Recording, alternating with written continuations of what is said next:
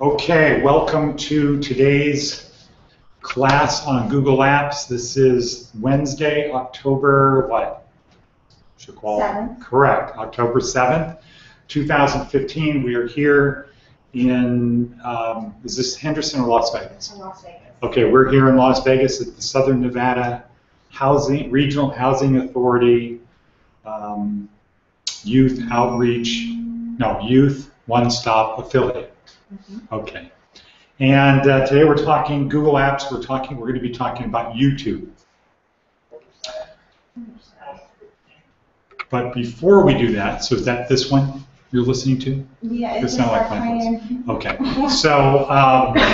so before that, we do a review of what we learned last week and why we do what we do. And it starts with do you have your composition book? Yes. Perfect, okay. So, why do we have a composition book? So that we can take our information, Okay. go back to the review, Okay. just in case we forget, because we forget 70%. Okay, good. So it looks like you've reviewed. Either that or you have a good memory. Okay, good. So the human brain is designed to forget 70% of what it learns every day unless it's reviewed. The difference between good students and not good students is what, Shaquam? A good student takes notes. And Review. And reviews the notes. That's the difference. Good students take notes. Good students remember what they learned. And they remember it because they take notes. So you can remember. If you don't take notes, it's pretty hard to remember, right? Yes.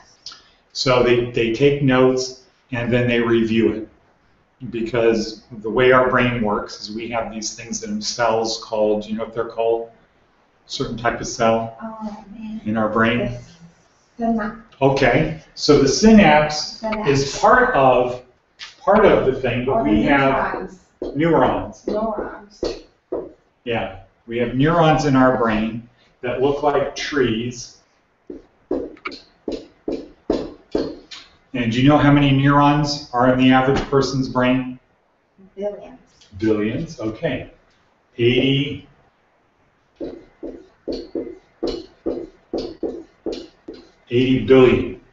billion neurons. And how many branches, dendrites, these are called dendrites, these branches are called dendrites. How many dendrites are on each neuron? Millions? No. 10,000. About 10,000. So how many dendrites would that be? So that would be, we would add 4 zeros to that.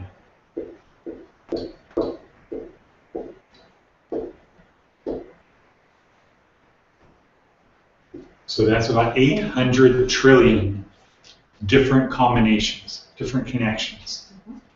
Okay, so 10,000 times 80 billion is 800 trillion connections. So we have a lot. Now, I don't know that we talked about it last week, but along those lines, our body is made up of what? The fundamental, the most basic stuff is made of what? Cells. Correct, cells. How many cells do we have in our body? Any idea? Millions of cells? Okay, so about 100.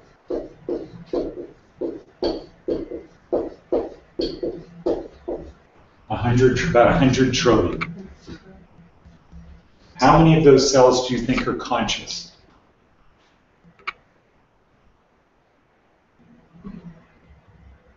100 billion.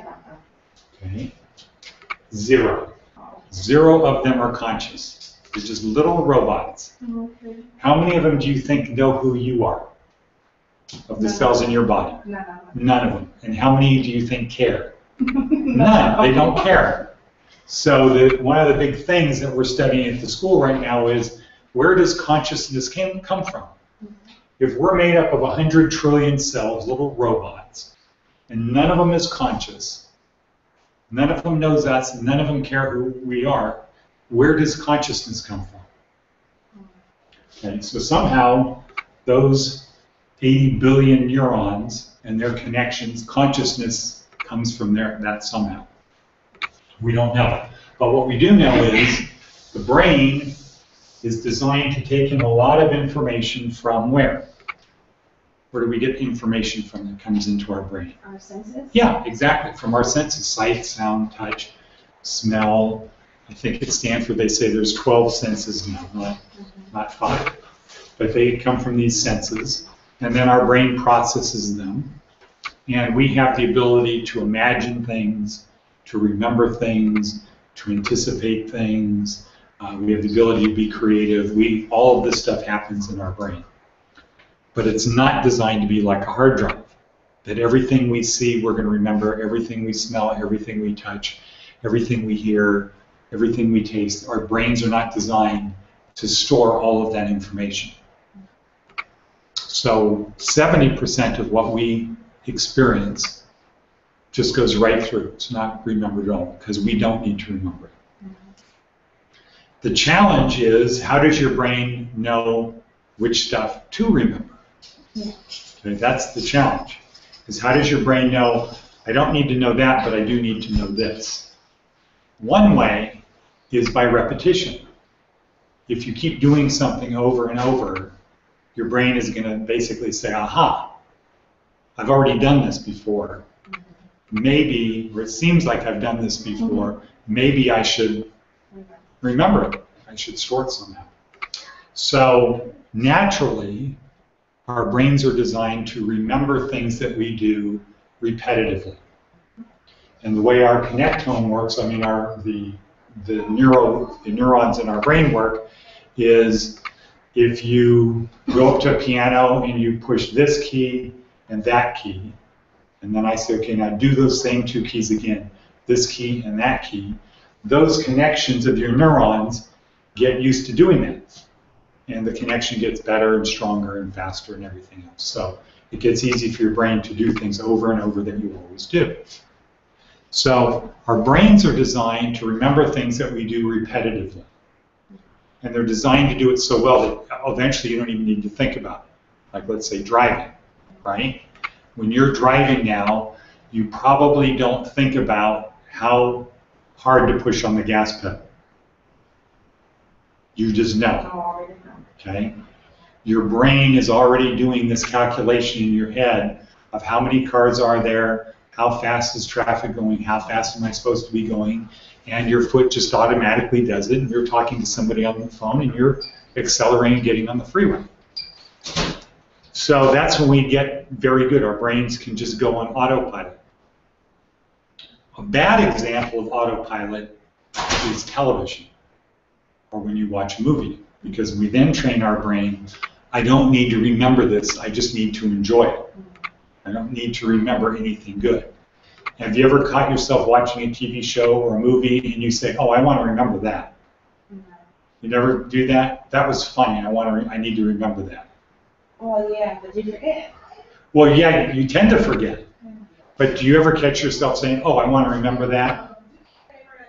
Like there's a funny line or a joke in a movie? Yeah. Okay. So that's a thing of, we're also trained to, oh, brain, I want to remember that. And we try to remember, usually we don't, because we forgot what it was. So our brains are very good at taking in information, processing information, relating that information to things we've done in the past, to things we might do in the future, or to different things. Okay, our brains are good at that, but they're not good at just being a tape recorder or a hard drive. So we have to do things to make it easier for us to remember. And where we started, the composition book is a great way to do that. Because if we break it down, it does a few things. One, if you have to write it, what's happening? What's involved? If you hear me saying something, you start writing it down. What's involved in that? Memory. Well, but break that down. You see yourself writing it. First you have to think of, first you have to hear what I'm saying. and then you say, oh, okay, I'm writing it down. He said the green tree. So you hear it, you repeat it to yourself, you then say, I'm going to write the green tree. You write green tree. And while you're writing it, your brain is checking to say that you're writing green tree, not green shoe. Yeah. Okay? And then when you're done, you look at it again. We all rescan what we wrote. And you say, okay, green tree. And so that's a lot better. People remember more if they have to take notes. So if we had a class and I said, okay, you people take notes, you people just listen and remember what I'm going to say. If when it was over, I said, okay, close your notebooks, and then I asked you questions based upon what I said, do you think the group that was writing what I said, taking notes, did better, or the people I said concentrate on saying what I'm saying? The ones who took notes. Yeah, the ones who took notes. And you might say, well, wait a second. They're doing two things. They shouldn't have enough time to take notes. I'm just concentrating on taking notes. I should be able to, I'm not taking notes, I'm just concentrating on what he's saying. I should be able to remember more, but they don't. And it's because our brain has more things involved when we're writing. So we have the books and we write the stuff as opposed to give you handouts. Because if we give you a handout, what's involved in helping you remember? Nothing. Just reading it. Yeah. Okay?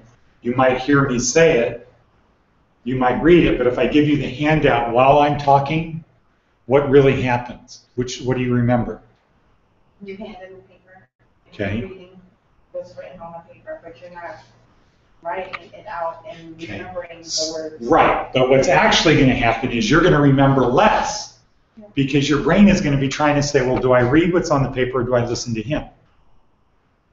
Right? You ever do that? Somebody gives you a handout, they're talking, they're saying what's on the handout, and you're trying to listen, to be respectful and listen to what they're saying. But at the same time, they give you a handout, which means you're supposed to read it. So smart people don't get handouts while they're doing a presentation because they know what happens is people try to read the handouts, but they don't remember what's on the handout because part of their brain is trying to pretend like they're listening. So they're not doing either. That's why we don't do handouts. But the other thing we do is we tape or we record the presentation. So it turns out that if you don't take notes, you watch what I say, or you listen to what I say, and you go back and review this, you're actually going to learn the most. Why do you think that is? Repetition. Well, what I'm saying is you're just sitting there, listening to me, and then within 24 hours you go watch the video again, okay? Versus I'm talking and you're taking notes, and you review your notes. Why would you learn more by watching the tape, not taking notes and watching the tape?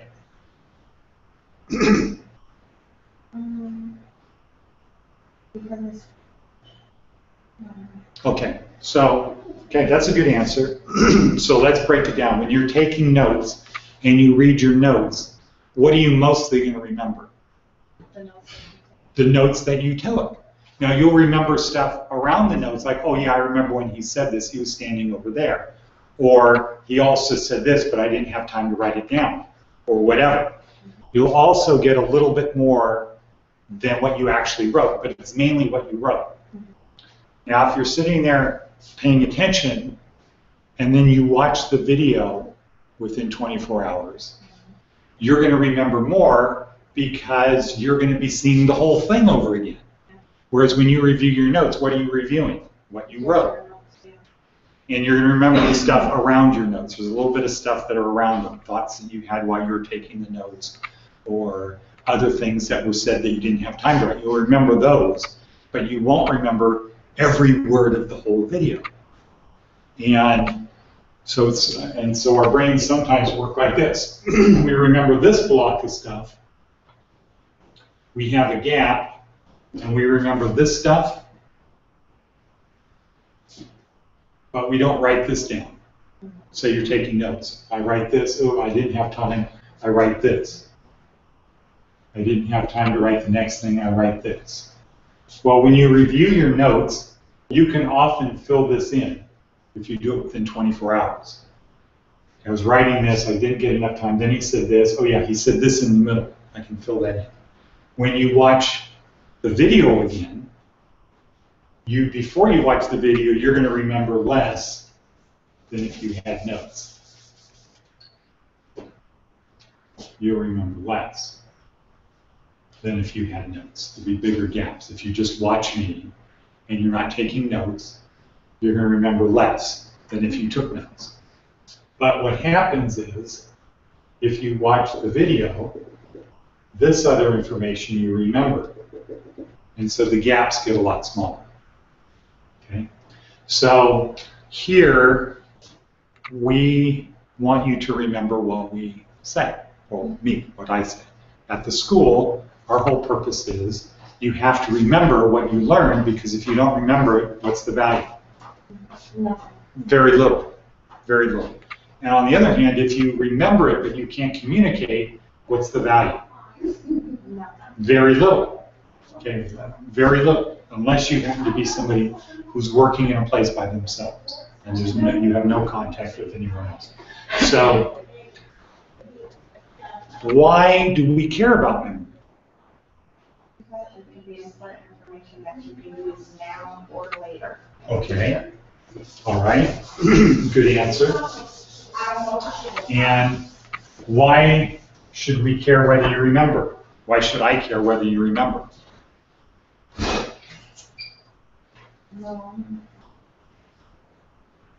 Because you're the one that's presented the information. Okay. But a lot of people don't care. They're just up there presenting the information and say, my job isn't to make sure you learn. My job is to just get in there for 2 hours. Okay? So the reason is, the type of school I work at, which is a post-secondary school, we are graded by the state on how many people get jobs. It's not about what you learn. It's about, did people get a job? If they did, that meant they must have learned something, because they didn't have a job. They went to school. They supposedly learned a bunch of stuff. We don't know whether they did or not. They supposedly learned a bunch of stuff. They got a job. Well, now it's logical to conclude they got the job because of the stuff they learned. But the state only cares about job. They don't care about what you learn at a post-secondary school. You go to UNLV, it's about what you learn. It's not really about a job. But the idea is, if you can think, you can get a job. Okay, our school is different. It's not our school. All vocational schools, career schools are different, but they are graded based upon placement, who gets jobs. Therefore, our whole curriculum is established to helping people get jobs, not what? Not learn. But we want you to learn. So we care about you learning, because we believe if you don't have skills, nobody's going to hire you. And, you know, I think you know that the students that we have are mostly people that have a criminal record. And many of them, more than half of them, are currently in prison. Not on parole, not on probation. They leave school and they go back and they sleep in the prison. The dormitory, not in the cell, but they sleep in a dormitory. They are in prison. And what we found is that it's not the case that employers don't hire ex-felons. A lot of employers won't hire ex-felons. But the problem with ex-felons getting jobs isn't because they're ex-felons. It's because what? They lack the skills. Yeah, they don't have the skills to do the job. And most people who don't have jobs don't have the skill for the job that they want to do. So our school is based upon, you have to learn certain skills, but if you learn the skills and you don't remember, then what?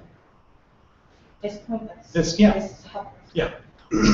So our whole thing is to get you to remember what we say, because we're wasting your time and our time if you don't remember. And we have these tools to help you learn, like the composition book and these videos and the things we do. So that's what we do. And also, what's the statistic about jobs? Blank % of jobs 20 years from now do not exist today. 90%? Okay, close. 50. 50% of the jobs that are going to exist 20 years from now do not exist today. And of the jobs that exist today, they're probably 50% different, at least 50% different than they are. They will be 50% different than they are today. So what's an example of that? Let's say, are people going to still eat 20 years from now? Yes. Okay, will there still be restaurants? Yeah. Okay. Will the job of a waiter be different 20 years from now? Yes. Yeah. Why? Involved. Okay, in what way?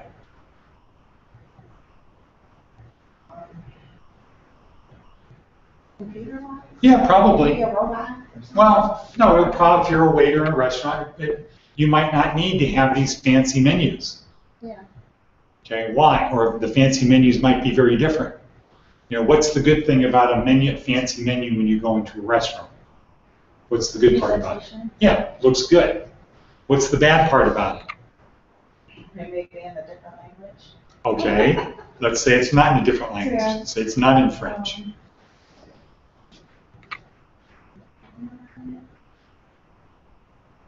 Doesn't change very often, Yeah. right? They're not going to print a new fancy menu every day. No. So the meal's fixed, or then they have to do other things and have a piece of paper that says, well, here's today's specials. And in the future, people will probably say, you know what? We don't need to do that fancy thing. In fact, maybe it's going to be on your smartphone. And before you get to the restaurant, you place your order. So when you're there, you don't have to waste time with the waiter coming in and say, do you know what you'd like? No, can you come back in 5 minutes? You know, right? You go to a restaurant and there's this little thing between the waiter and the customers of the waiter wants to be there for when the customers need it, but the customers don't want the waiter there when they don't need it. And then so at the beginning, you know, typically for me, I go with people to dinner and we're talking. We're not looking at the menu. We haven't ordered our food. We're just talking. Waiter comes up. Are you ready to order? You know, they might say it a lot of different ways, but same thing. You ready to order? No, we haven't looked yet. Okay, I'll come back. Okay, this happens 2 or 3 times. But then everybody then looks at the menu, they decide, and then what happens? Where's the waiter? Yeah, where's the waiter now? That problem will probably be eliminated in the future. Okay, because wouldn't it be a good idea if before you got to the restaurant, they knew where you were going to sit, they knew what you wanted for drinks, they knew what you wanted for food. Okay, so then instead of doing these little things that you're waiting for them, they're waiting for you, they're putting all their energy into making you want to stay longer, come back more often, and tell your friends. Okay, so when you walked in, you said, hi, we're here, and they said, great, let me show you to your table. You go to the table, you sit down, and they say, okay, so what we have prepared for is you want a glass of white wine, you want this, is that what you, okay, great, good. We'll bring it right out. And then you can be talking and doing stuff, and when you're ready for the dinner, like I might say, well, when would you like your dinner served? Right away? Are you in a hurry? 10 minutes? 15 minutes? And you just say, yeah, bring in about 10 minutes, right? Is that going to be a different job than it is today? Yes. Yeah. Is it going to be a better customer experience? Yes. Yeah, it's going to be much better. And, you know, we'll be able to do that. So 50% of the jobs that are going to exist 20 years from now do not exist today. And the other 50% of the jobs that will still exist will probably be at least 50% different. So that means it's not safe to say, I don't need to learn. The safe thing is to say, I need to learn.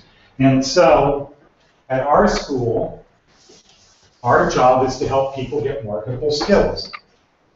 And since we know computers are not going away, the more people know how to use computers, the better they'll be. And the first thing starts with typing.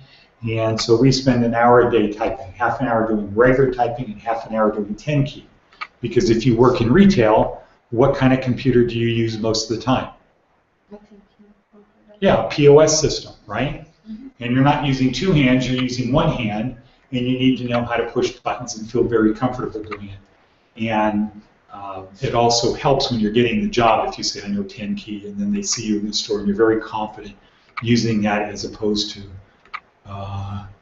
what do I do now? So we do a lot of typing. We also have to learn how to use the computers in Office, but the main thing we focus on is the cloud. And the cloud is where everything's going. So how would you describe the cloud? The cloud is a new format and program that businesses or organizations are looking for to advance their company. Okay, so what does that mean? Okay, what's the simple way? Yeah, a better and faster. Okay, how is it? What makes it better and faster? The internet. Okay, how does the internet make it better and faster? The Windows that's being used. The Windows? Well, the programs that's being used. Okay, how do those make it better and faster?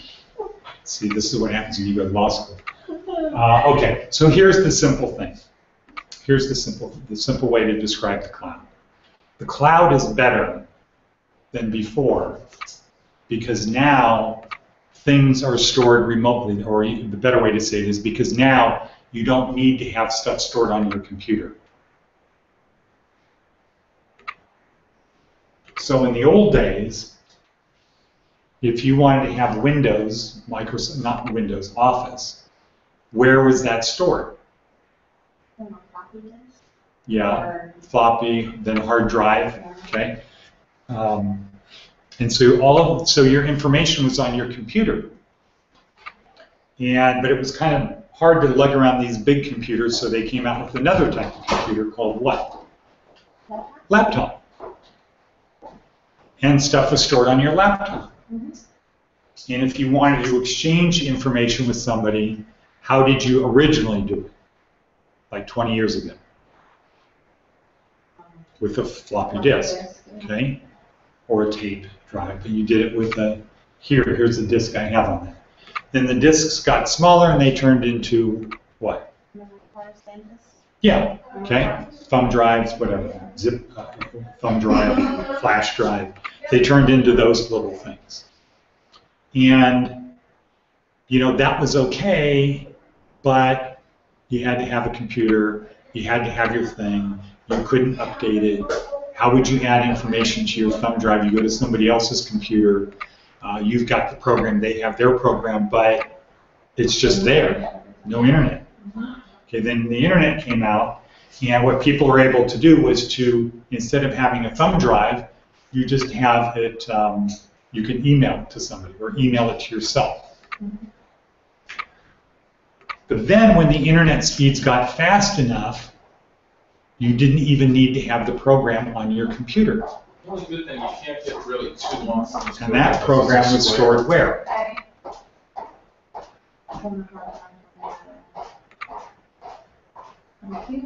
On the cloud. Okay? So when the internet got fast enough, you didn't need to have to email it to yourself and exchange it, which was all just easier ways to work on a computer. But when the internet got fast enough, you could work on programs that were on the cloud. So instead of having Microsoft Office on your computer and taking files around, you could have a device that had a keyboard on it, but it didn't have any programs stored on it. It had a keyboard, but it had a fast connection to the internet. So if you're doing a Word document, you're not storing it on, the program for Word isn't on your computer, and the file isn't stored on your computer. It's all up there. And once it's up there, you're working here and it's up there, what does it make it easy to do? Go back to it, but it also makes it easy for all kinds of other people to be looking at the same file, to collaborate. Mhm. And it doesn't have to be just that. It could be videos. It could be a lot of things. And so, so what the cloud is, it's taking programs. So one way to say it is instead of being computer-centric, well, I don't want to say that because that's also kind of strange. Instead of programs being stored on your computer, they're stored elsewhere. And that elsewhere is the cloud. So programs and files and things are not stored on your computer. So this is called what? What is this thing? No. Chrome. This is a Chromebook. So it's really light. When I open the lid, it turns on. And it takes seconds, not 90 seconds, but like 5 seconds before I can start using it. How long does it take a laptop? At least a minute. Yeah. Okay. Why? Because it's loading up everything. Exactly, because it has to load up programs. When you're on the cloud with a Chromebook, the program's are already running. You're just accessing your apps or your files. Okay. So everything is moving towards the cloud. So at our school, we teach people how to use the cloud. And we have 8 applications. So do you have a page in your book that has this? Yes. Okay, the asterisk. Okay, so what are some of the apps? Calendar.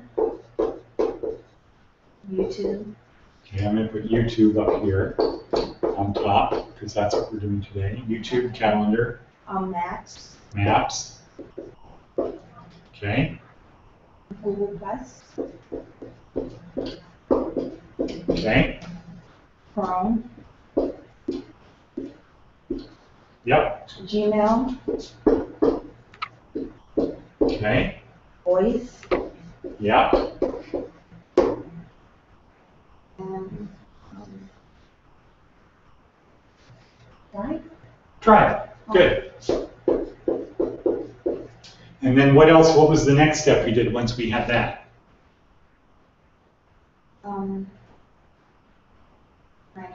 Right, so we started connecting. So if you're in calendar, you can include a map in your calendar. Okay? You can post a notice to your calendar on Google+. You can have your calendar hooked into Voice, or your Voice hooked into Calendar, so you can leave custom greetings for people. And so all of these things are interconnected with each other. Oops. So all of them touch every other one. That's why we use Google Apps, because all of these apps are designed to work with one another. And today we're going to focus on YouTube. Now, do you have any questions about the past? Because we've got 6 minutes before we talk about YouTube. No. Okay, so you know what the cloud is. Yes. Okay. And if you're in an interview and they say to you, why should we hire you? Because I know how. No. Okay. So you should now have a page in your book contents that's called interview, or the interview, job interview.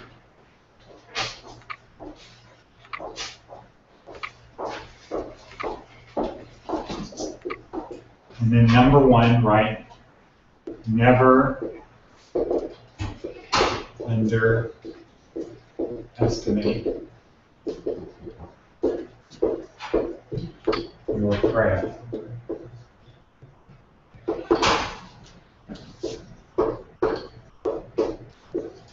Okay, never underestimate your prey. What does that mean?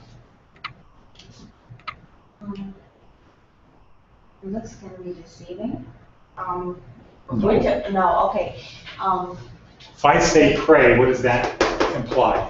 Someone that is, or something that is weak that you may. Okay, sort of. So it's usually what you're hunting. Okay, and it usually is weaker. So never underestimate what you're the thing you're hunting. Okay, this is what the U.S. Marine Corps says to people when they're training. Never underestimate your prey. Don't think that because you're a better shot or you're a Marine or whatever that they're stupid and it's going to be easy to kill them. Don't underestimate. All right. So in this case, that translates to never underestimate the person interviewing you.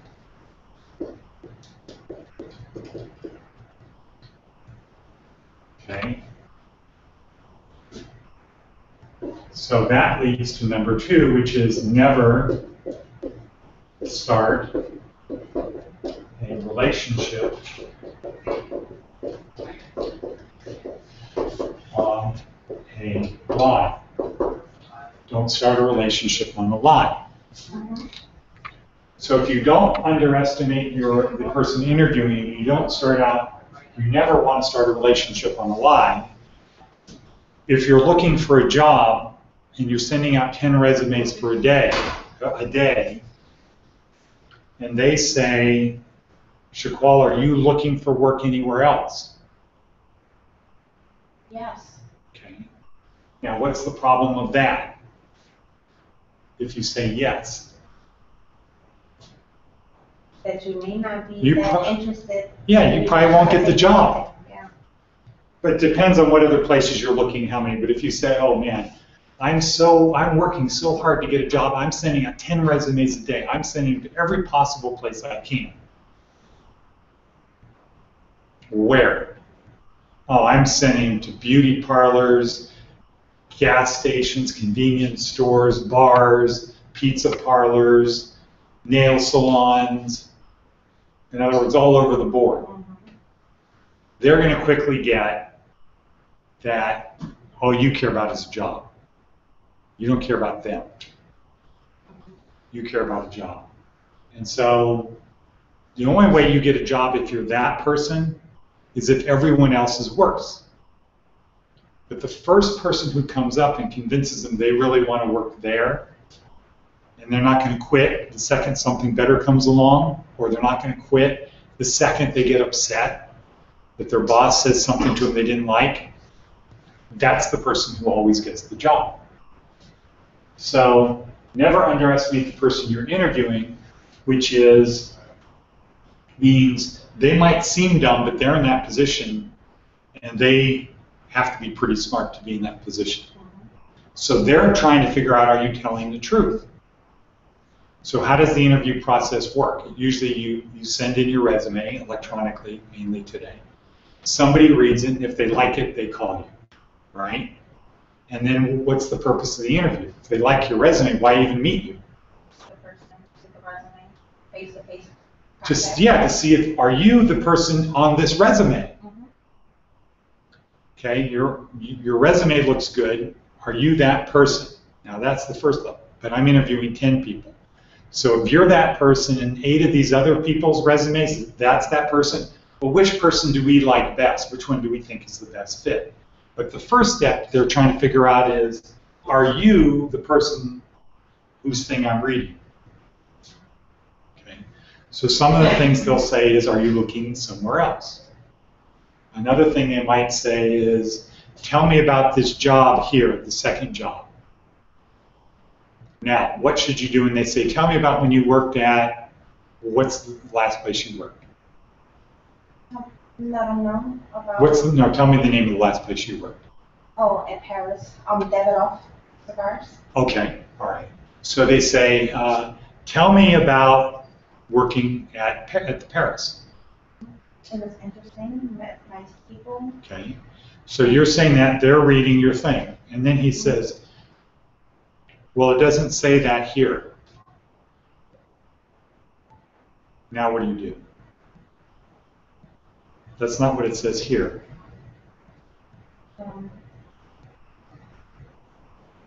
Well, I didn't specify that. I put down my tasks and duties. Well, whatever you said, I said it doesn't say that.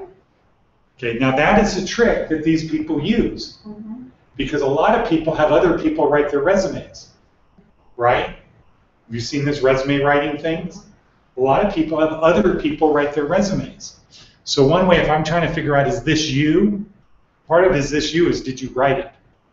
Not did somebody write this about you. Because when I ask you, when I'm trying to figure out, is this you? It's, I mean, are you the person described here by yourself? So a trick would be to say, well, that's not what this says here. And based upon your reaction, I'm trying to figure out whether you wrote it or someone else wrote it. And if somebody else wrote it, there's generally panic because you really aren't sure what they put. You read it a few times, but it's not the same as if you wrote it yourself, right? Coming back to memory. If you had to type it, you're going to remember a lot more. So don't estimate your brain. Don't start a relationship off on a lie. So part of that would be, why do you want to work for us? Because I'm interested in growing. Well, okay, that means nothing. Everybody says that, and that means nothing to me. Okay. So you don't want to say that. So the thing you want to always say is, well, okay, so here's the way to help you remember. What are there's two things that all for-profit businesses care about. What are those two things? Loyalty. No. You think a telemarketing company cares about loyalty? Think somebody having you put door hangers out cares about loyalty? No, okay, so what two things do all businesses care about? All for-profit businesses care about. You know, not necessarily this place, but all businesses that are for-profit care about. Are we loyal person? No. Money? What about money? If they're investing it in something big. Okay, no. So you're on the right track. So if this is our target, you're not in the bullseye, but you're on the target. Okay? Okay, what businesses care about is two things, making money and saving money. That's the only things they care about. So at the top of your sheet that says interview, above the line in the upper part, write number one, make money. One, make money. Two, save money. That's what all businesses care about. Therefore, when they're hiring people, what are the two things they're thinking? And it's usually a business either hires somebody to make them money or save them money. What's a job where they save money in a business? Huh? McDonald's? No, not a business, but what is a job what is a department in a business where you're hired to save them money? Accounting? Accounting, yeah, that would be a good example. Accounting, they're hiring you to save them money. What if it's sales? What do they want you to do? To make them money. At Paris, what was it, making them money or saving them money? Making. Okay. So when they're looking at you, they're not looking at you yet. When they're deciding to hire somebody, they're hiring somebody, they're at Paris, they were hiring somebody to do what? Make them money. When they're interviewing you, the first thing is, are you this person? Because I'm looking for somebody to make me money. Are you the person on this piece of paper? Because I'm interested in this person. Is that you? Okay. Now the second, when they figure out it's you, the question is, can she make us money? Therefore, whenever you're in an interview, when they say, why do you want to work for us? Or why should we hire you? Because I'm the person who's going to make you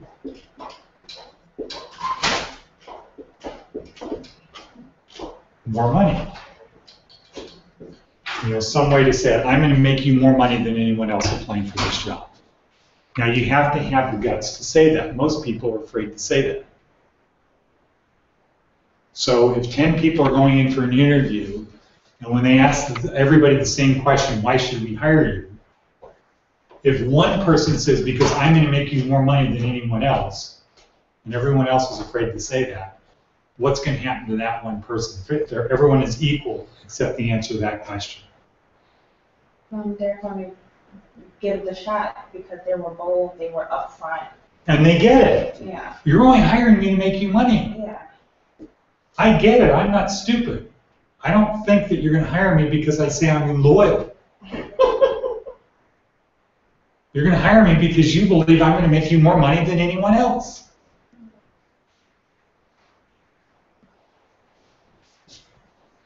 Okay, so where does the cloud fit into this?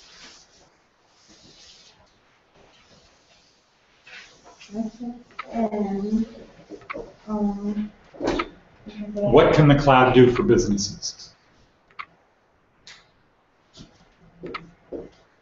Cloud equals more money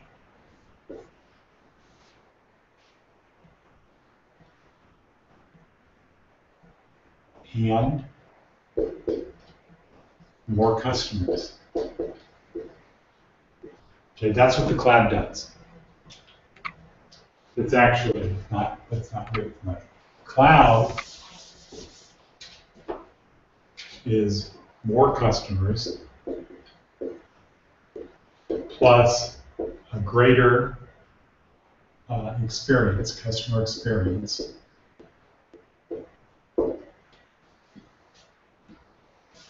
equals more money. The easier it is for people to do business with you, the more they're going to want to do business with you. Okay? So right now, is it easy to get your driver's license or deal with the DMV? No. No. You have to take all day. No.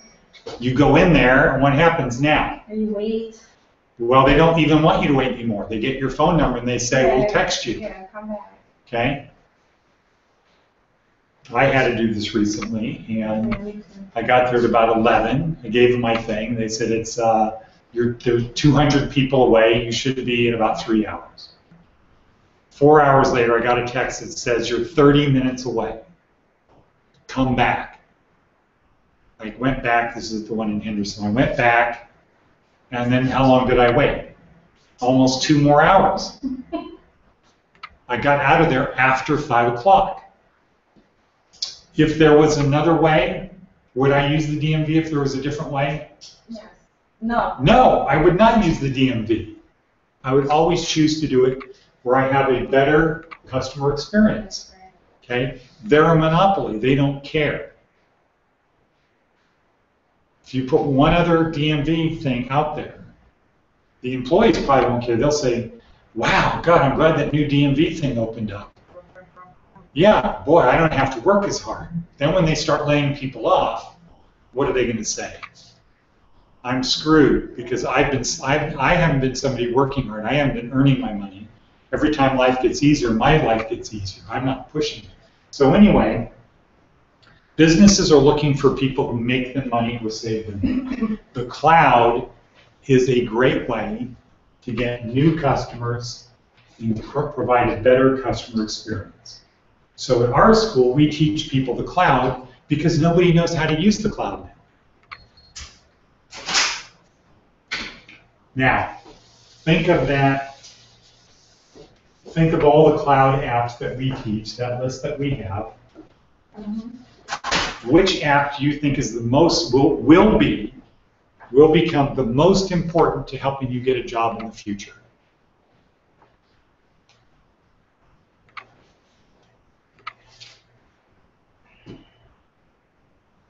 Which one? Most important? In the future. It's not necessarily the most important today, but it will be the most important. Which one? YouTube? Huh? YouTube? YouTube? Only the video. Okay, why? Why do you say YouTube? Use a video resume, where the person can see you speaking, giving your experience, and Okay, but why did you say YouTube? that's what I said. Okay. You didn't say it because we're studying that today? No, well, you said it in the future, so that was the key, in the future. Good. Right now. So you got it right. So I was expecting that we were going to go through about 5 of them. Because most people don't. They think about what they use the most. Now, if I said, which is the most important, which would you have said? My Gmail. Gmail, probably. Most people would say Gmail. But everybody's already using Gmail, so it's not going to be the most important in the future. Another one that's very good, but it's not going to be as good, is Voice, Google Voice. So do you know what Google Voice does? Let them hear. Well, Hear what? your voice and the message that you have for them. Yeah, so what it does, what all other phone systems now, but it does that better. Meaning it keeps track of your calls, your address book, your phone book, contact list, keeps track of all of that stuff better. If somebody leaves you a voicemail, it transcribes it so you can read it. It sends it to you as a text. It makes it very easy to do that stuff. But that's not the best thing about Voice. The best thing about Voice is custom greetings. So in Gmail or in Google Plus, you create a circle. You know about circles, right? Mm-hmm. So in Google Voice, you can have a separate greeting for every circle. So let's say you have the cigar company. Did you have regular customers? Yes. Okay. So you could have one circle that is regular customers. Did you have some like super really good customers, super important customers? Mm-hmm. Okay. Yes. So say you have a circle that's called VIPs. Okay. Then you have a thing of new customers, right? And did you ever lose any customers that they just stopped coming? No. It's, it was popular, as in that's where they wanted their. Did you have any people that you didn't want to be customers? Yes. Okay. So let's just say bad customers. Okay. What Google Voice lets you do is have a separate greeting for each circle. So if you're a VIP customer, the thing would start off by saying, "Hi, thank you for calling. You're one of our VIP customers. Just tell me what you want. We'll take care of it." If it's a good customer, you'd say, "Thank you. You're one of our good customers. We have special," whatever you'd say to good customers. If it was a new somebody called that's not in one of these two circles, or in any other circle you have, it would be a discussion of why your cigar store is a great cigar store. Here's all the things we can do for you. Things these people already know. New customers is trying to get people to become a customer. And bad customers would be people you really don't want to do business with you. So let's say they wrote a bad check. Okay. And you could say, "Okay, well, thank you for calling, but before I can help you, you really need to get this something straightened out with accounting. Push 5 for accounting." What are they going to do? Hang up, right? So you don't have to deal with bad customers. Or, anyway, so Google Voice enables you to do this. Can this help you make money? Yes. Yeah. Why? How are these people going to feel if they get a special message? Yeah, they're going to feel very important. These people are going to feel important, but these people are going to feel like you know who they are, you really care who they are. They don't even need to tell you. Okay? This is Ed, I just want my usual. Okay? These people, you want to get them to say, "I want to become one of these people." So they feel special, but you don't say, "Thanks for calling." Just tell them, you don't leave it the same way. All right. So I think that voice will be important, but people don't really get it right now. And we've been teaching voice for 3 years, and every year I've been saying, next year is the year everybody's going to have customized greetings. So like you have your family in a circle, your mother has her special thing. She would call you, and what she would hear is, "Hi, Mom. Can't take your call right now, blah, blah, blah, blah, blah." You have a greeting that only your mother hears. Okay, so that's something good. But YouTube, I think, is going to be the most important one for the future because, well, for many reasons. One reason is we spend, I think the average person now spends more than 4 hours a day watching TV. Well, we do that because for some reason we like it. I don't know what it is. It's so compelling, so addicting about it. But humans like watching TV. It could be that more of our senses are engaged. You know, sight, sound, there's a lot of motion going on. It's not like reading a book or listening to something. You've got a lot of mental brain, a lot of stimulation going on while you're watching something. But that's the reason, probably the biggest reason why more, this is going to be the biggest app, is because businesses don't use this very much as they should. So every business has 4 departments. They have more than 4, but some departments are inside of these 4 basic departments.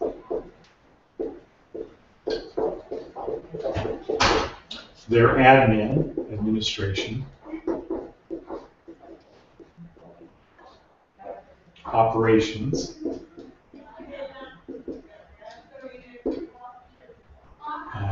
marketing, and sales, and finance.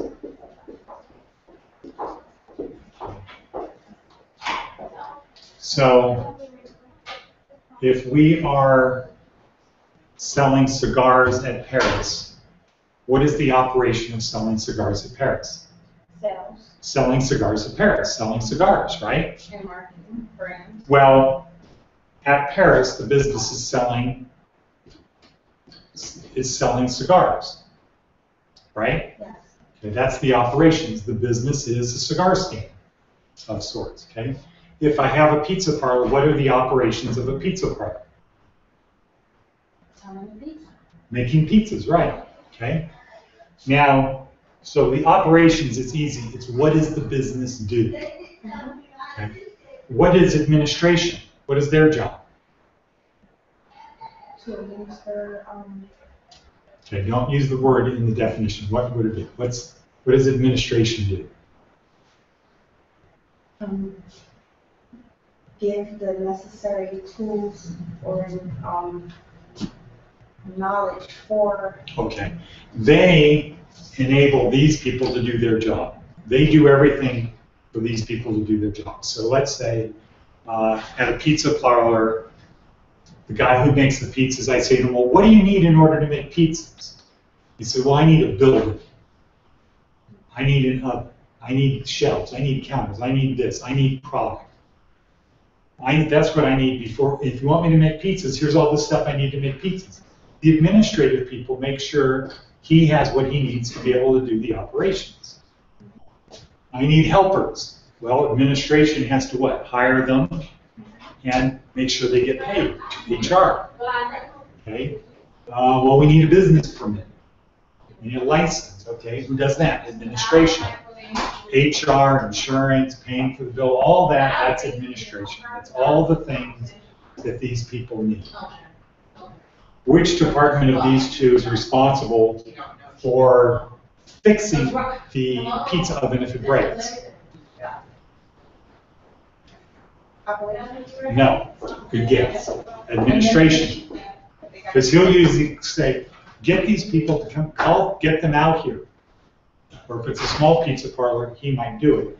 But it's really an administrative thing. Ice machine breaks. You know, the kid who fills up the ice buckets doesn't get it fixed, right? Who's responsible for cleaning? Which department's responsible for cleaning the pizza oven? Operations, right. They're responsible for the day-to-day on the equipment. But making sure they have equipment and that the equipment works is the admin people. Okay, so sales and marketing is pretty obvious, right, what they do. Okay, so if you're selling cigars at Paris, the operations are selling cigars, but you need to market it and people need to know where they can get cigars. Okay? If you wait till they walk up to your little booth to buy a cigar, is there any selling going on? No. Not really, that's order taking, right? They know you're there, they're already there to get a cigar, they probably want to buy a cigar, Maybe it's the price is an issue or whatever, but there's not a lot of selling going on at that point. And so operations includes order takers. So somebody who's a cashier in a restaurant, like a fast food restaurant, are they in sales or operations? They're in operations. Yeah, they're in operations because they're not selling, they're an order taker. Now, if you're a salesperson, you will say about the person at McDonald's, that person doesn't sell, that's an order taker. Okay, the people are already coming to you, they already want the stuff, you're just taking an order. Okay, so when does sales start? When does it go from being an order taker to sales? When you present, with a presentation. No, because you could still be taking an order. What are the specials today? Well, we have this, we have this, we have that. Am I now a salesperson? Yeah. No, I'm not a salesperson. The guy said, what are your specials? Well, you're letting them know before. okay, so just giving them information is not really selling. Okay, you're just helping them make an order. When the prospect after, okay, sales, so sales people always tell you, sales starts after the prospect says no. That's what salespeople say. It's kind of an ego thing. Sales starts after the person says no. Because now what do you have? Now you're not taking an order, right? Yeah. If the guy says no, what's the order? There is no order. No. All right. So, and then finance is not accounting. Accounting is here. Accounting, the key word is counting. And that has to do with, okay, how much money came in, where does it go, how do we spend it, and things like that. Did we get the right amount of money? Did somebody stealing money? Did they overpay? That's what accounting is. Finance is, where do we get the money to do the business? Bank loans. Do we bring in partners? That's finance. Do we need to expand? How do we expand? We want to do this advertising campaign. If we can do this advertising campaign over here, we expect we're going to have a lot more sales, but this advertising campaign costs more money than we have. Where can we get the money to do the advertising? Maybe we can go to the suppliers and get them to give us more credit. You know, that's finance. Can a YouTube video help people in the administrative department? Yes. How?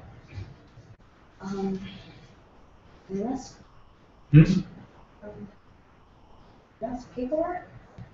How? And What type of videos would you have in this department?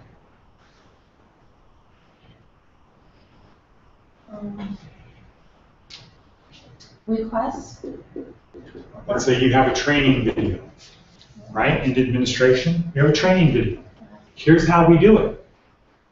Because if you start working in a place, do you know everything that they do? No. No. So you have a training video. Then you have videos like, here's standard operating procedure, like the operations manual.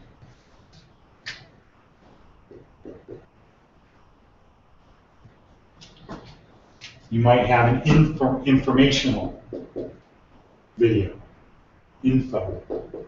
Here's who we are. I'm not trying to sell you anything. We're not trying to buy anything. We're just giving you information. Here's who we are. So instead of reading about it or looking at pictures, you can actually experience. Here's our facility. Here's the rooms. This is our computer lab. Okay, so now for operations and selling cigars, what kind of videos would you have there?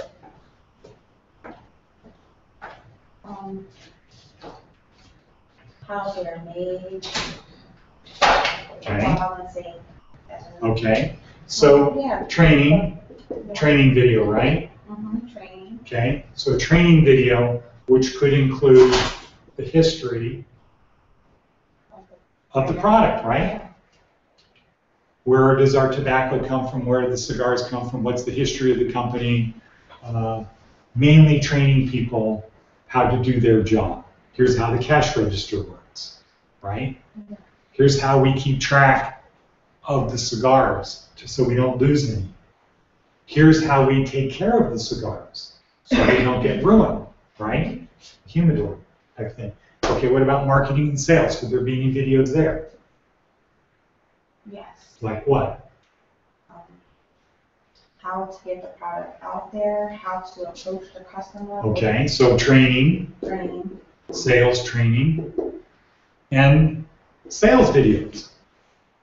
Hey everybody, here's a little link to a YouTube video on our product. What are you trying to get people to do? Buy the cigars, okay? Not so much in finance. Not so much in finance. Finance is more of what is money and how do we get it. Anybody in this department? You know, money is money. Where you get money is, there's not a lot of variation. Okay, so. Excuse me, sorry for the interruption. I just want to let you know that you're good to go once the class is done, okay? And then I'll sign off on your time sheet tomorrow. Okay. Thank you. Okay, you're welcome. Okay, so.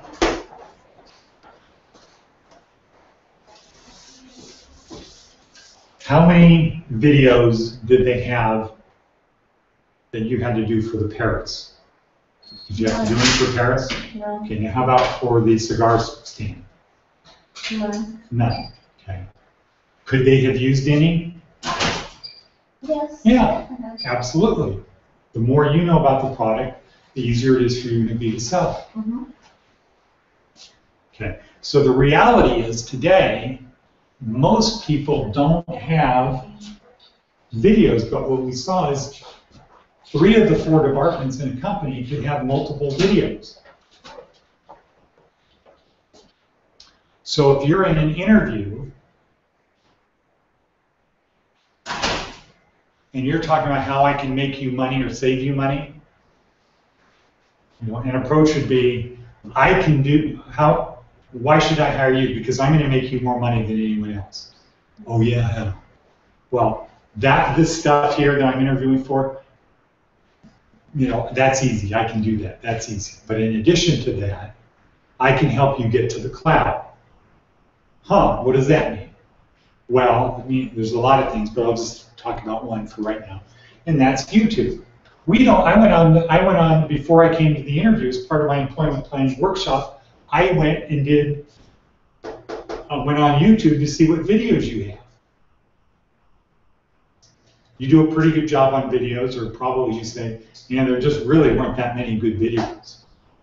I don't know if you have any training videos, but the sales videos and the videos on the history of the company, not really very good. So I know I can do a better job than that.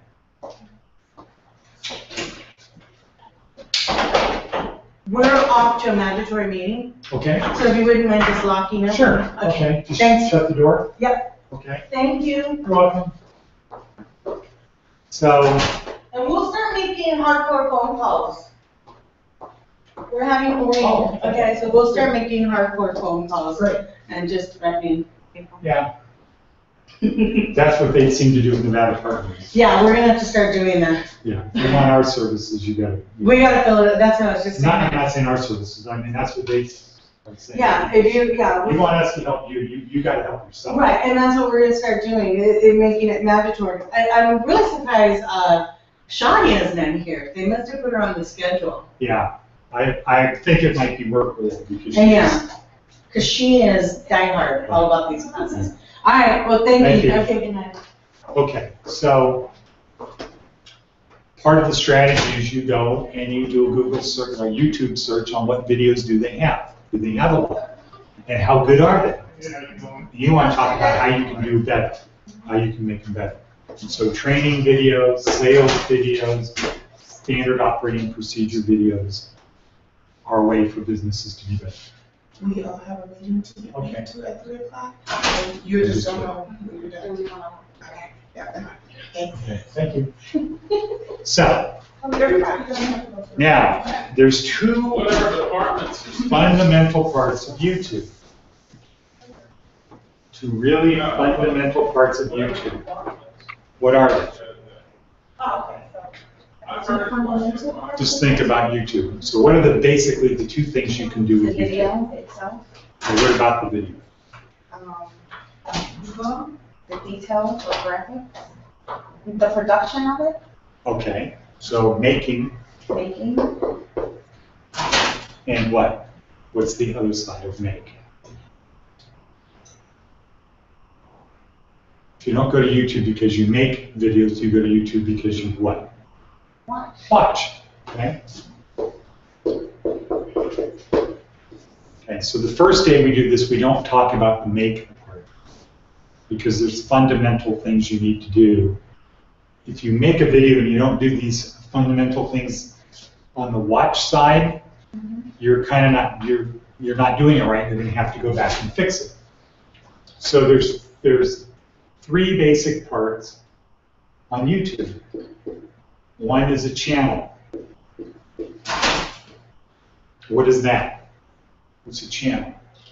The subscribers' personal videos that they may like or want to share with others, Well, when you say the subscriber, what do you mean? as in myself or. Okay, so the user. Okay. Everybody gets a channel. Can you have more than one channel? Yes. Yeah. Okay. So a channel is a collection of videos that you have uploaded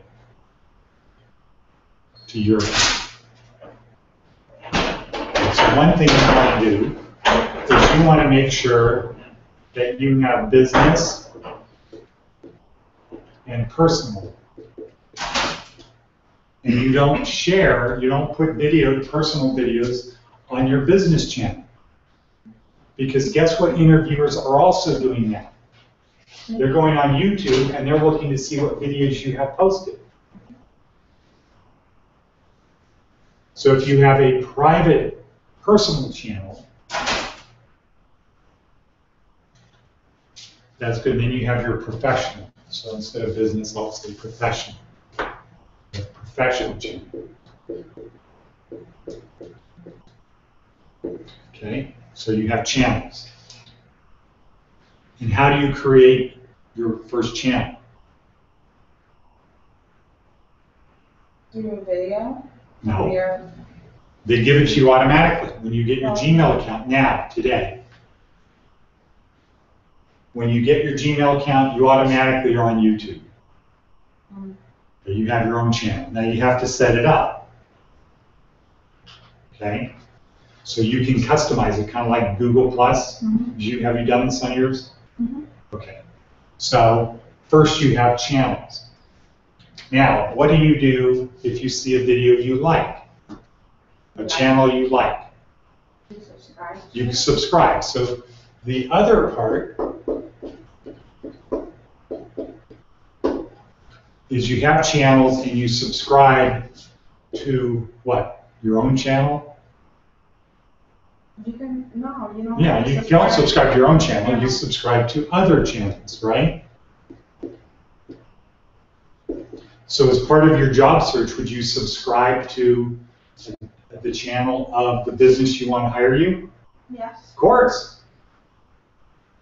And it helps you if you're in your interview to say, I've gone to your YouTube page, I subscribe to your channel. The interviewer might say, huh? What? Wow, you're the first person who's ever said that.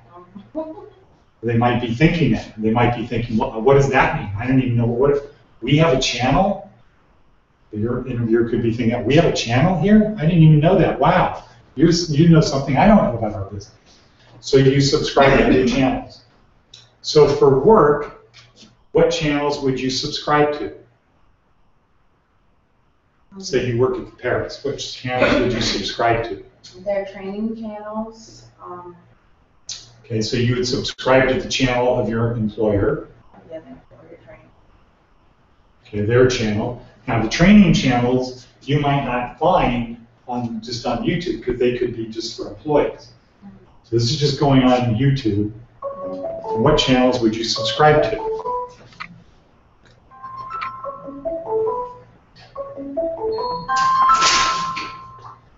Okay? So you would also, to be good, you'd also subscribe to your competitors' channels. Right? Well, yeah. Yeah, if you want to be a good employee, if you want to make them money, wouldn't it be good to know what the competitors are doing? Like if they're going to have a sale or they have some special... Yes, so you can stay up on it. Right, okay. So you subscribe to other channels. Now, when do you not want to subscribe to a channel? If it's something, bad, giving bad reviews or. Okay, maybe. But one thing you would not want to subscribe to a channel is if you do a Google search, and let's say you did a search on Paris, the hotel. Okay. And in there is a guy who made a video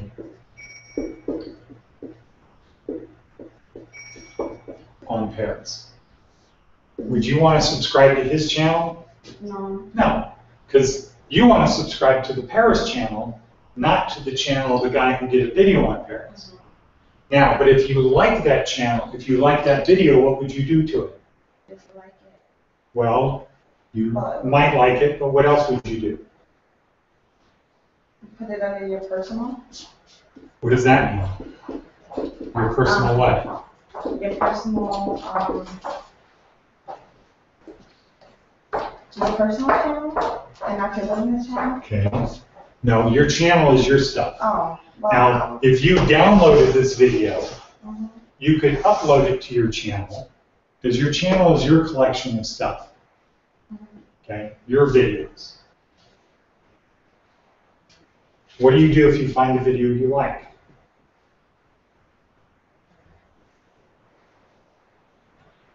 Log out into another. No. Well, you might do that. I don't do that. If you ask Google what to do, they would not say log out. Yeah, no. They'd say never log out. Okay. You add it to what? You like this? No. It's not called your like list. It's called your what list? Video? No. It's called your playlist. Okay. So are you familiar with playlists? Yes. Okay. So you add it to your playlist. How many playlists can you have? What's that mean? 7? No, there's probably no limit. I think I have 25 playlists. Okay. So for each subject we teach, so I have a playlist called YouTube, one called Gmail, one called Chrome. All the apps that we do, we have playlists for. So a playlist is what compared to a channel?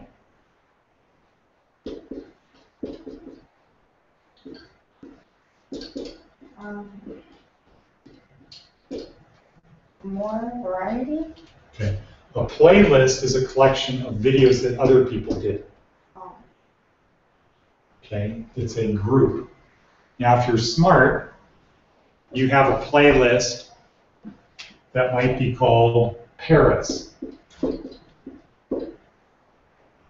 You might have a collection called Competitors. I mean, a playlist called Competitors.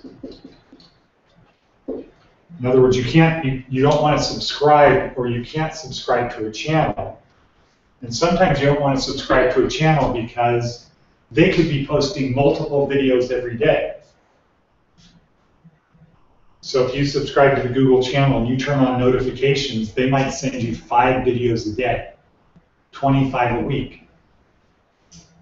You're not going to want to have to review those every time you're looking for a video. You don't want to go to their channel. But if you see a video that they like, you add it to your playlist. Okay?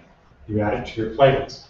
So let's just go on here now.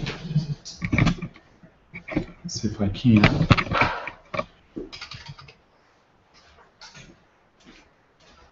In the last few minutes, we'll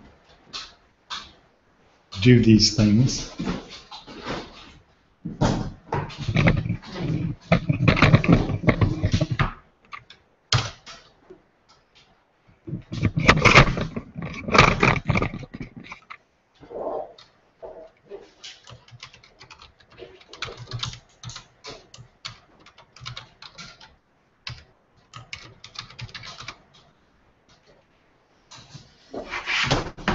Okay, so can you see YouTube on my machine?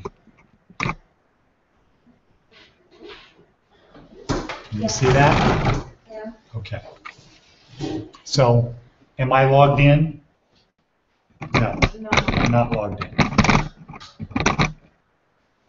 So, how do I sign in? I go up to the right where it says sign in. Yeah, so I sign in with my Google account.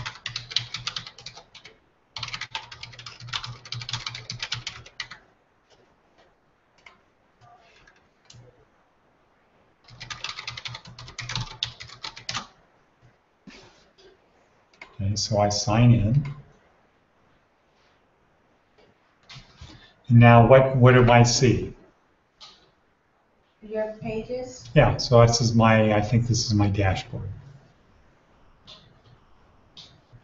So it's got home, and then it has subscriptions, recommended, YouTube mixes, watch it again, recently watched, etc. A whole bunch of different things. Okay. Also at the top, if I want to upload a video, how do I do that?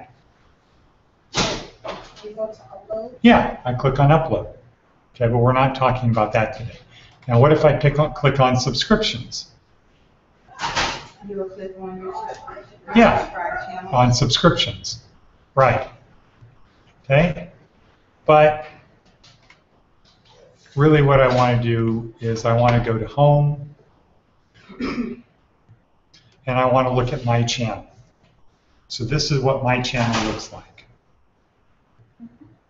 And what is it showing? So it shows me here, Larson Training Centers at SNRHA, YOSA, live now. Okay, then here's an interview I did earlier with a judge, and it shows the one I did this morning at the school, and it shows the videos I did. That makes it easy to do that. Under my name, it has videos, playlists. Okay, so if I want to look at my playlists, it lists my playlist here, and it says plus 23 more. Channels, discussion, and about. But let's say I want to watch a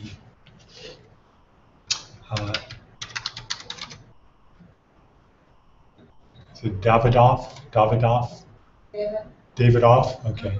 Davidoff cigars. Okay. So I maybe want to work there. I want to find out about him. So I type in the Omni bar, in the search bar, Davidoff cigars. And it says about 9,720 results. I quickly look through it, see what they're about. Okay, so here's an informational one. Or, here's another thing I do is I look to see who it's by. So the first one by Country Life, the next one's Cigar Obsession, the Cigar Scoop, Cigar Snob Magazine, My Cigar Blog, Cigar Channel Video. I'm quickly looking through. I don't see that they have a channel. It doesn't. So if I'm going to get a job there, that's good news for me. They don't seem to have a channel. I look at who's doing these things, and these look like they're other places. I don't know what Cigar Obsession is. But it doesn't look like it's Davidoff. Cigar reviews.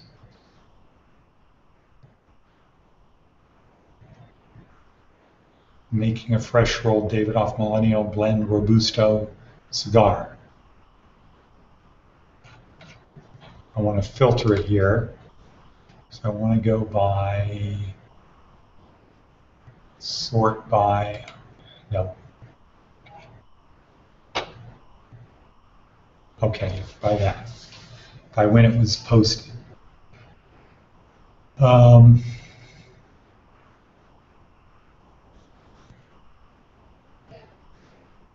Okay, I'll just turn on one of them. What did you filter it to? What did you filter it to? I filtered it by The week, the month? by upload date. Okay. Yeah. So if I click on one, let's say it's the second one, cigars and puros. I click on that. Now, so as we were talking about, we look on the board. I can subscribe. How do I do that? Hit the subscribe. Yeah, just hit the subscribe button. How do I unsubscribe? Oops, I didn't want to subscribe. How do I You unsubscribe? want to subscribe to unsubscribe? Exactly. So that's kind of like an on-off button. Okay, add to. What does that mean? Add to what? Add it to your playlist. Exactly. So that's add to a playlist. So, and if I don't have a playlist, what do I do? Create one. Right, go to the bottom and create a playlist. And I call it something, then I add it to that.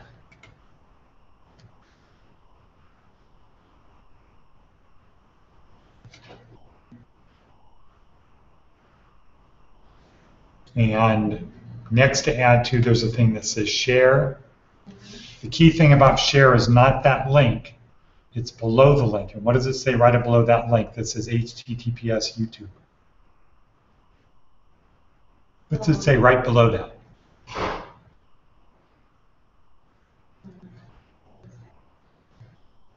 Oh, published. No. So I pushed share. Okay. That, Right below this blue box, right, this blue highlighted thing right here. What's it say right below that? where you can start it at. Start out. What does that mean? Where you can start the video at a certain point, Exactly. So why would I care about that? because maybe it may be something irrelevant and we Okay, right. So as an example, let's say I had a training video. At the beginning of the training video, I said, okay, there's 4 things we're going to learn today. Number 1, number 2, number 3, number 4. Okay, let me start with number 1. Here, for number 1, and then I had a quiz that this was tied into. So if I wanted them to watch the video to answer a question in the quiz, I would want them to start not at the beginning, but at the part where it says number 1. So I would check that, and then the link added on at the end, after the question mark, it adds on T, time equals 23S, time equals 23 seconds. Okay, so don't start it now, start it at 23 seconds. Now let's say I wanted it to start at 48 seconds.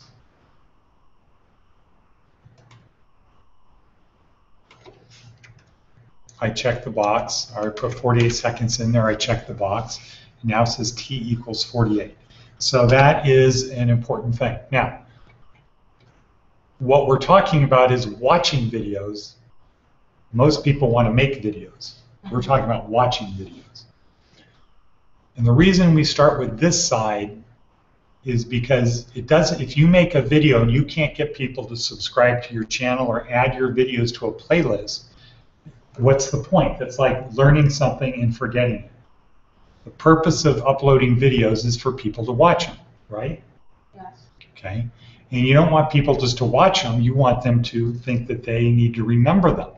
So you want people to either subscribe to your channel or you want them to add your videos to their playlist. That's the goal of all videos. Okay, so that's that side. Now let's go back to our channel. How do we do that? Just press the back. Okay, you could press back. So in Google, there's always more than one way to do things. I usually just go up and push channel.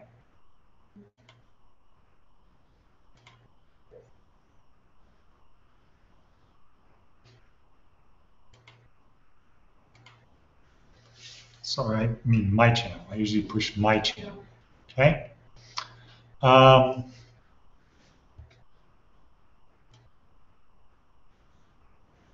So let's go to Video Manager. Where's that? Where's the Video Manager? That will be on your, above your Exactly. page. Above the little picture, right? Mhm. Okay.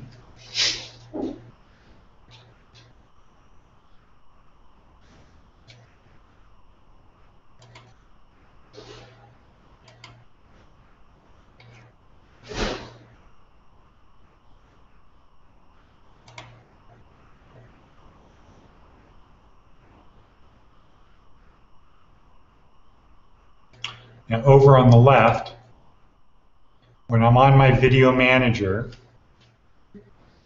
one of the things that I have on there is also these other things: live streaming, community, channel, and analytics, create. So what does create mean? The creative video. Well, it's not really to create a video, it's to create an edited video.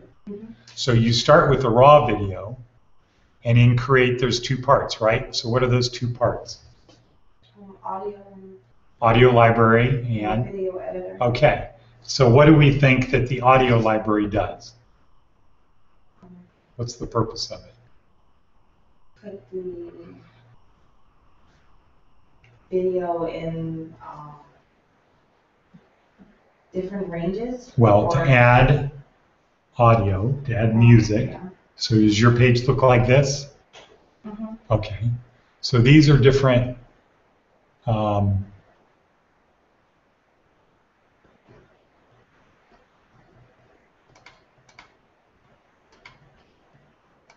these are different audio tracks that you can add to your video in the background.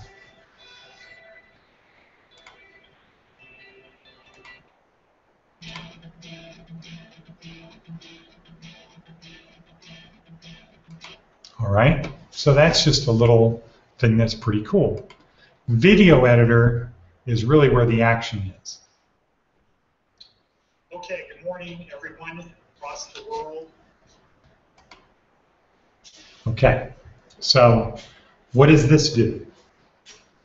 It edits your video. Okay. Make it. You can even add to it. Or Yeah, exactly. So have you done any video editing? No. All right. So over on the right, down here, there's a little magnifying glass. Move the little circle in there. Okay. What does that do? It brings it up closer. Yeah, it spreads out the time. So if the video, if the thing is all the way to the end,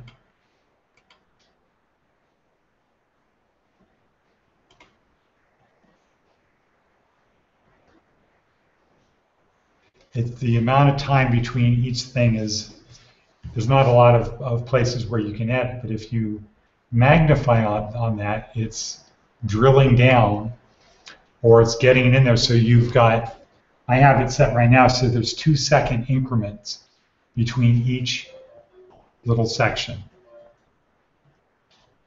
that I can add stuff in.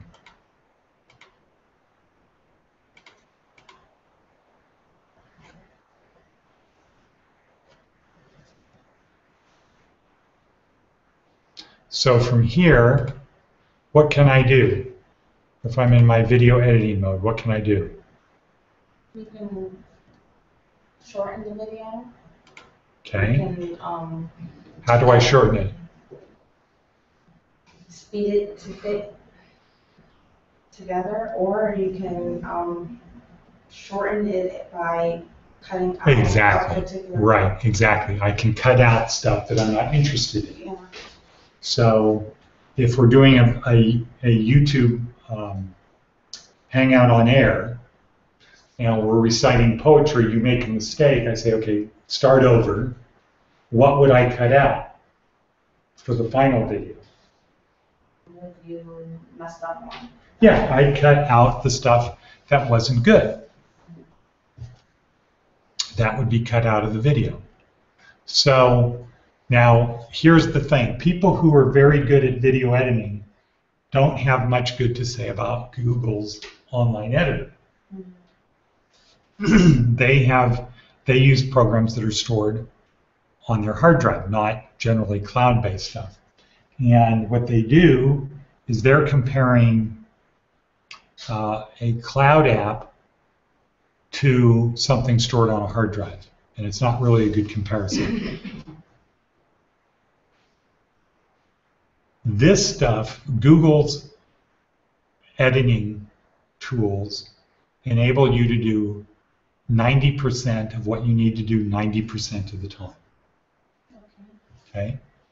they're not, I'm not trying to say these are great editing tools. I'm saying these editing tools are good enough. They're good enough.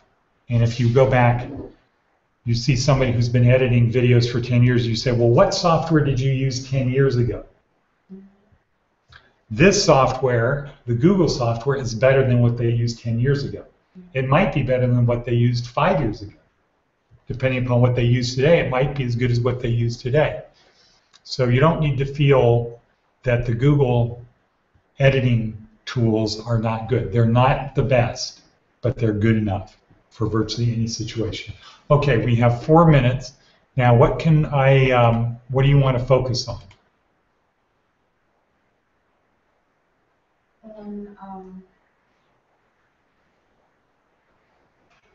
Shortening the video, or? How do you shorten it? Is that your question? Yeah. Okay, so you see in your video, you have a blue bar with the timer. Mm-hmm. Okay, that shows you where you are in the video. Mm-hmm. You can move that forward or backwards in time. Okay. So if you want to cut something here, if you want to start that, you click on it, Mm-hmm. and then you click it again when you want to stop it.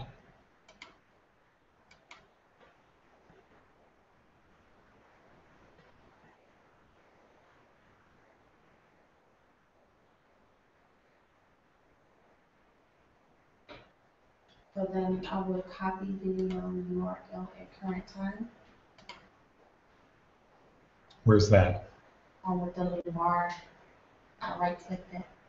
The blue bar? Yeah. Yeah. Well, I'm just saying, like, if I wanted it at that particular time in Yeah. the video, if you wanted to start there, yeah. If I wanted to copy, like if I wanted to share it or, save it or send it or whatever, would I copy the video URL at the current time, meaning there at the time of the video itself? I'm not sure. Or right click. Okay, right click The on little thing is going. the scissors. No. Okay, Where the hand will be on the video itself. up here Yeah. on the window. Where's the hand on the? Yeah. Well, yeah, down there on the play bar. Okay. That little thing is that. Now, if you moved it to the middle, the Move. little ball with the red dot in the middle, I just pause. Oh, this. That thing. Okay. Now Yeah. you right click it. It'll say copy. At that moment, copy video URL at current time. So if I wanted to stop it and pause it there, Mm-hmm.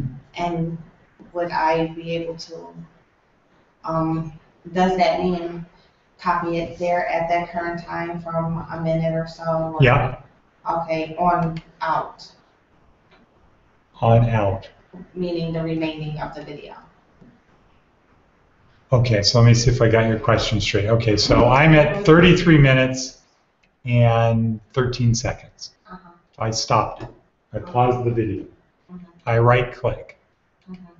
It says copy video URL, copy video URL at current time, copy embedded code, report playback usage, copy debug info stats for nerds, settings, global settings, about Adobe Flash. Okay. So the only things I could be interested in are the video URL at this current time. Mhm. Okay, so let's click on the second choice. Okay. I will paste it.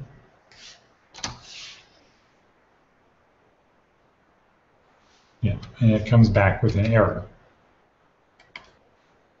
Oh, okay.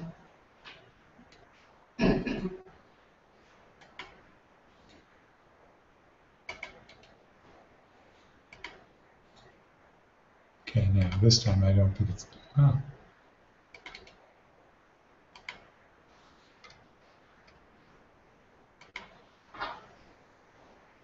And where would you paste it?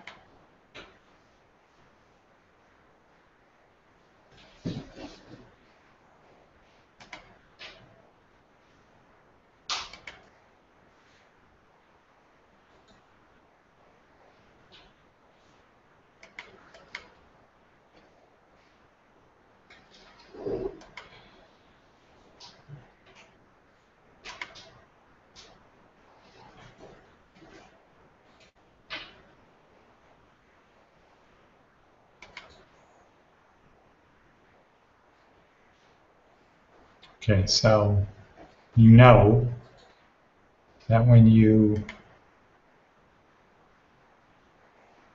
move the video in the window, right? When you move the video in the window, what's below goes to that same place, Oh, okay. right? So if you move that little ball to 22 minutes, the blue part is going to move to exactly where you were. Oh, okay. Okay. Now here, I can split the clip at that point in time if I want.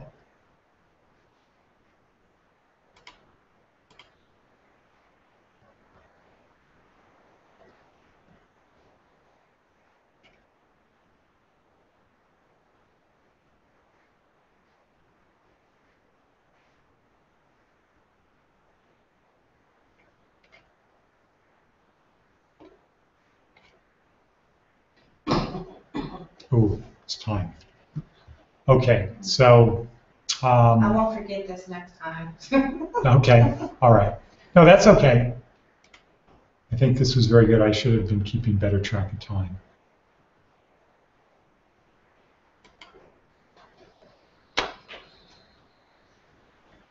So we might do, so what we focused on today was the watch side of YouTube.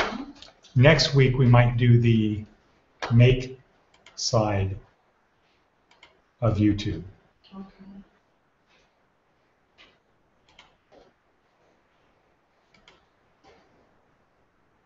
But the takeaway, what I want to close with, the takeaway to all this is that this is the most underutilized app, YouTube. Most businesses don't have YouTube videos. They don't have training videos, they don't have sales videos, they don't have instructional videos, they just don't have a lot of videos. And you don't need expensive equipment. Your smartphone is really all you need to make good enough videos. At the school today, we were talking about the idea of